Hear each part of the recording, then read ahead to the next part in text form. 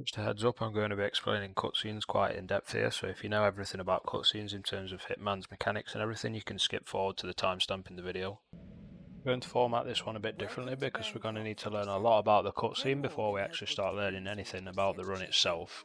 Targets move during the cutscene and we're going to abuse that. Now I'll explain all the information you can find out about Jordan during the cutscene, while showing you the routes of both targets and giving you the kill opportunity windows that we are going to use for these kills. First we'll look at the two versions of Jordans that you can get and we can see in the cutscene. The fast Jordan here on the left and the slow Jordan here on the right. Main thing to note here is if we get slow Jordan we're going to add near enough 3 seconds to the cutscene skip time that we're going to use. The way we find out which Jordan we've got is we'll look in the cutscene. This is an example of a slow Jordan. What we look for to find out is Jordan won't have turned around yet when we see him, and he also doesn't reach his microphone by the time it transitions. The visual cue for the other version of Jordan that we can get is he's already in the booth and he's going to reach his mic and the door's all going to close though before the scene transitions over. Now we'll take a look at Ken. The window for Ken is 54 to 57.5 seconds, so that gives us just over 3 seconds to cause our accident on Ken successfully. We're going to use the in-game time clock at the top of the screen to reference when we want to execute the kill, so keep in mind depending on what point we skip the cutscene it will affect the in-game time clock when we actually execute the kill. Luckily for us, unlike Jordan, Ken is a very consistent target and he will be the exact same every single time you load the map without a change.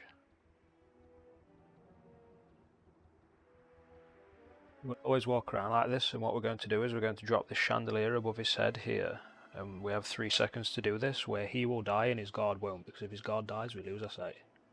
Now we get into the actual strat, so we'll look at the loadout. What you're going to need is just the Sega Ghost. It has to be the Sega Ghost because it is the only sniper rifle that has a subsonic sound, which means the bullets are ridiculously quiet. While mostly in a Hitman cutscene it is a break, all we're going to have to do in this one is we need to look at Jordan and see if we got fast or slow. It's coming up in the next slide. So we need to analyse and look at this Jordan, and as we can see by the 2 visual points I referenced earlier, that was a slow Jordan. So we need to plus 3 seconds onto the cutscene skip time, which we would use for fast Jordan.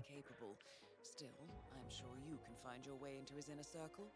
After all, today's Jordan Cross. There is 29 seconds into the cutscene, and this is the point we would skip the cutscene if we had fast Jordan. Instead, we're going to leave an extra 3 seconds and skip and hold forward and run right out of the cutscene.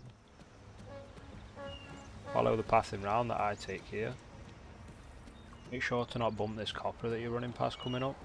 We're going to get into this corner and perform something called a fast unpack. I won't go over what a fast unpack is or how to do it in this video. It will be linked in the description and I'll reference that.